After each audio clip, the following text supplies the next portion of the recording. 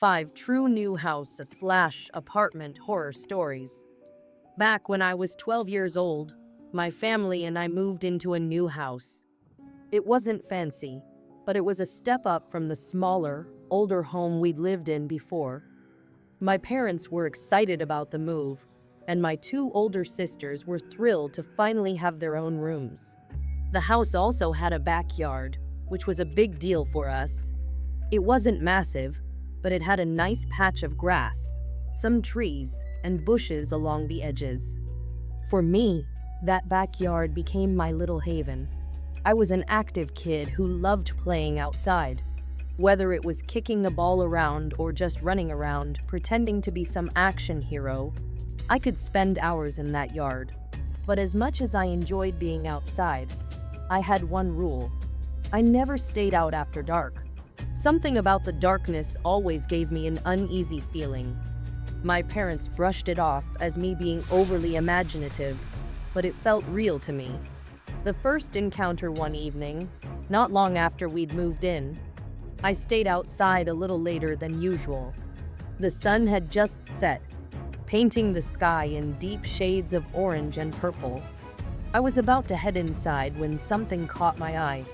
Standing in the far corner of our backyard, partially hidden by a cluster of bushes, was a man. He wasn't doing anything, just standing there, staring at me. His presence felt out of place, but I tried to rationalize it. Maybe he was a neighbor checking out the new family. Still, his expressionless face and the way he just stood there unnerved me. Without taking my eyes off him, I backed toward the house and slipped inside. When I got to the kitchen window, I peeked out again. He was gone. The bushes swayed slightly in the breeze, but there was no sign of the man. I didn't tell my parents. I convinced myself it was nothing, just a neighbor, or maybe a trick of the fading light. The shadow that lingered over the next few weeks. I saw the man a few more times. Each sighting was eerily similar. He'd appear around dusk, always in the same corner of the yard, standing still like a statue. He never waved, never called out, and never moved closer. It was as if he was waiting for something. My unease grew with each encounter, but I still didn't tell anyone. My sisters would just tease me, and my parents were busy settling into the new house. I tried to ignore the man, avoiding the backyard in the evenings altogether. But then, one afternoon when I was home alone, the situation escalated. The knock at the door. It was a quiet afternoon. My parents were out running errands, and my sisters were at a friend's house. I was lounging on the couch, flipping through channels, when I heard a knock at the front door. I wasn't expecting anyone, so I hesitated. Peering through the peephole, my stomach dropped. It was him, the man from the backyard. Up close, he looked even more unsettling. His face was pale and expressionless, his eyes cold and calculating. I froze. Why was he at my door? What did he want? My heart raced as I tiptoed away from the door, trying to remain quiet. I expected him to keep knocking, but he didn't. After a few minutes, I peeked out the window. He was gone. The night he crossed the line, for a few days after that, I didn't see him. I started to think maybe he was gone for good. But then, late one night, I saw him again, this time, much closer. It was past my bedtime, and the house was dark except for the faint glow of my bedside lamp. I was getting ready to turn it off when I glanced out my window. There he was, walking through the backyard. He wasn't in the corner this time. He was moving toward the house.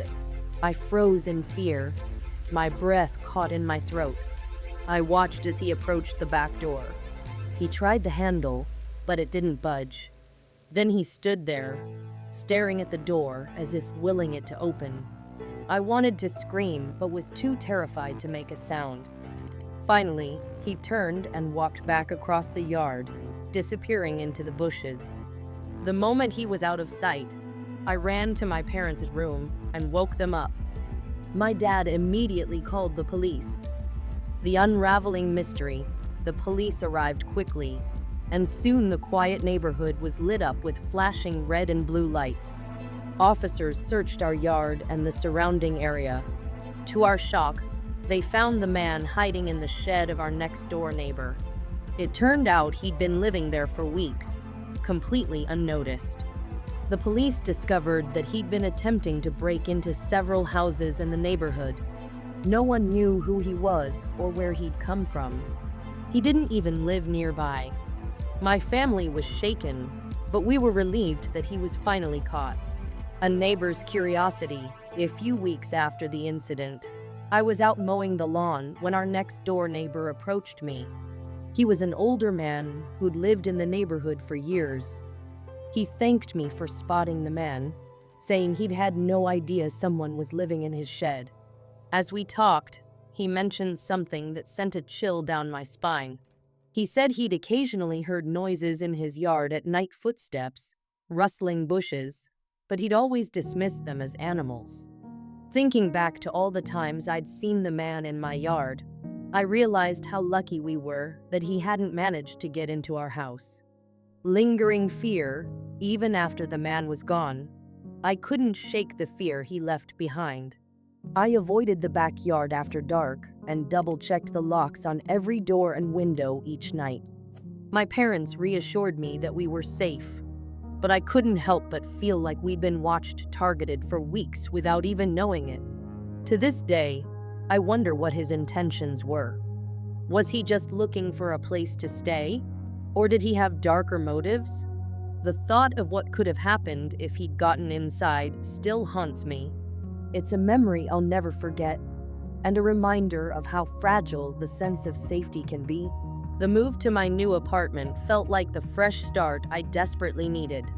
After years of living in a tiny, dimly lit space that barely fit my essentials, this one-bedroom unit was like a dream. It was modern, had clean walls, and overlooked a small courtyard filled with neatly trimmed hedges and vibrant flower beds. Unpacking was therapeutic. Every item I placed in its spot felt like reclaiming a part of myself. My neighbors seemed polite but distant. Occasionally, I'd exchange a quick hello with someone in the hallway or courtyard, but for the most part, everyone kept to themselves. The first 2 weeks were uneventful. I spent my evenings relaxing on the couch, enjoying the quiet ambience of the place. But one night, while scrolling through my phone, I received an odd text message. "Hi." The number wasn't saved in my contacts, and no name appeared. At first, I thought it might be someone I knew with a new phone. I replied with a cautious, "Who's this?" No response came. I shrugged it off as a mistake or prank and went about my evening. A few days passed, and I forgot all about the strange text. Then, late one evening, as I was curled up on my couch watching a thriller, my phone buzzed again. It was the same number. This time, the message sent a shiver down my spine. "I can see you." I froze. My eyes darted around the room as if expecting to catch someone staring through the window.